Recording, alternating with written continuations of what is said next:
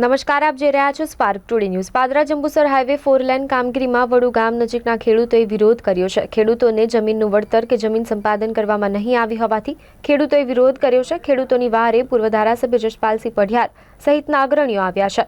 પાદરા જંબુસર હાઈવેની 4 લેનની કામગીરી હાલમાં ચાલી રહી છે, ત્યારે આ જંબુસર હાઈવેની કામગીરીનું વધુ એક વિવાદ વડુ ગામથી થયો છે। વડુ ગામ નજીકના ખેડૂતોને જમીનનું કોઈ વળતર આપવામાં આવ્યું નથી કે નથી જમીન સંપાદન કરવામાં આવ્યું, જેના કારણે ખેડૂતોએ વારંવાર રજૂઆત કરી હોવા છતાં જમીન અંગેનું કોઈ વળતર નહીં આપવામાં આવતા ખેડૂતોએ વિરોધ સાથે કામ અટકાવ્યું હતું। ખેડૂતોએ આક્ષેપો કર્યા હતા। ઘટનાની જાણ થતાં પાદરા અને વડુ પોલીસ મથકના અધિકારીઓ સહિત પોલીસ સ્ટાફ પણ દોડી આવ્યો હતો। આ સાથે જ પાદરા જંબુસર હાઈવે પર વડુ ગામ નજીકના ખેડૂતોએ 4 લેન કામગીરી અંગે વિરોધ કર્યો હતો, જેની જાણ થતાં ખેડૂતોની વારે પાદરાના પૂર્વ ધારાસભ્ય જશપાલસિંહ પઢિયાર સહિત વડોદરા જિલ્લા પંચાયતના સદસ્ય અર્જુનસિંહ પઢિયાર સહિત આગેવાનો આવ્યા હતા। પાદરા જંબુસર 4 લેન રોડમાં જગતના તાત એવા ખેડૂતોની મહામૂલ્ય જમીનનું વળતર ચૂકવવા માટેની માંગ કરી હતી। જે પ્રોજેક્ટ છે એમાં ખેડૂતોની જમીનનો સંપાદનનો પ્રશ્ન છે, તે સંપાદન પ્રમાણે એમની જમીન જે ગઈ હોય એનું વળતર ખેડૂતો માંગે છે કે વળતરની પૂર્તતા કરો અને તમારું કામ આગળ ચાલુ કરો।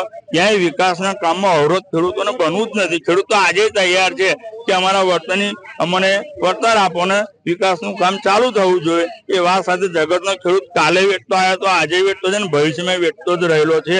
એટલે સરકારને એટલી વિનંતી કે ખેડૂતની જે માંગણી છે એ માંગણી પ્રમાણે એનું ત્વરિત અને ઝડપી નિકાલ આવી અને આગળની કાર્યવાહી કરે। જંબુસર 4 લેન રોડ 2022માં મંજૂર થયો, ત્યારબાદ સતત જે આંદોલનો કર્યા હતા એના ભાગરૂપે મંજૂર થયો। સતત ખેડૂતોનો પણ ખૂબ સહકાર રહ્યો છે, પાદરાની જનતાનો પણ ખૂબ સહકાર રહ્યો, પરંતુ વાત એવી આવી રહી છે છેલ્લા 10-12 મહિનાથી ખેડૂતો આંદોલન કરી રહ્યા છે। એમનો જે જમીન ની માહિતી એમને મેળવી એમાં એમને બતાવે છે કે જમીન સંપાદન થયેલ નથી। તો જમીન સંપાદન જો ના થઈ હોય તો ખેડૂતોની એક જ વાત છે કે રોડ બનવા દેવામાં અમને કોઈ વાંધો નથી, પરંતુ અમને વળતર તો મળવું જોઈએ ને। એમની જમીન જો કપાતી હોય, ખેડૂતનું કોઈની 24 ગુઠા ગાય છે, કોઈની 46 ગુઠા છે, કોઈની 22 ગુઠા છે, કોઈની 18 ગુઠા છે, આવી બધી જમીનો જતી હોય તો વીઘો જગ્યા જતી રહેતી હશે તો કેવી રીતે ચાલી શકે? મનમોહનસિંહની સરકારમાં જે તે વખતે કાયદો લાવવામાં આવ્યો કે ભાઈ ખેડૂતોને જંત્રીના 4 ગણા પૈસા આપવાનો ગવર્મેન્ટની જવાબદારી। તો સંપાદન કરીને ના કરી હોય તો કરીને ખેડૂતોને યોગ્ય વળતર મળે, એટલા માટે ખેડૂતો અહીંયા ઉપસ્થિત થયા।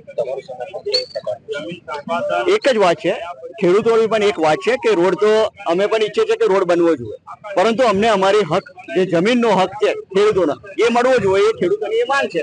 એટલે ખેડૂત જો મારી પહેલેથી નીતિ રહી છે, આજે પાદરા તાલુકાની જનતાને બી કહી દઉં કે કોઈની ભાજપ કે કોંગ્રેસની વાત નથી આવતી। અહીંયા લોકોને તકલીફ પડતી હોય તો પાર્ટી વિરુદ્ધ બી જનારા લોકો છે અને ભૂતકાળમાં દાખલા બી જોઈ લેજો અમારા।